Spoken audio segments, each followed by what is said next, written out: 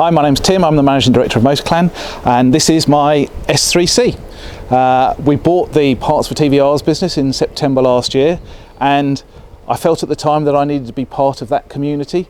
Having owned an S3C 20 years ago, I found on eBay an S3C for sale.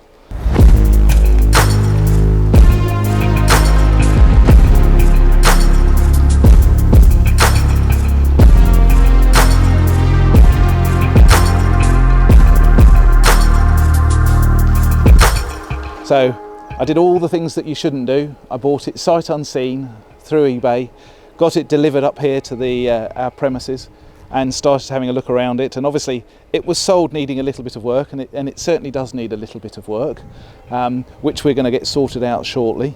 But we also managed to start investigating a little bit of the history of the car, and it turns out that this was actually one of the 3 cars produced on the very first day of production of the S3Cs. So we're going to put it back into its original colours. So it wasn't red, it was actually charcoal.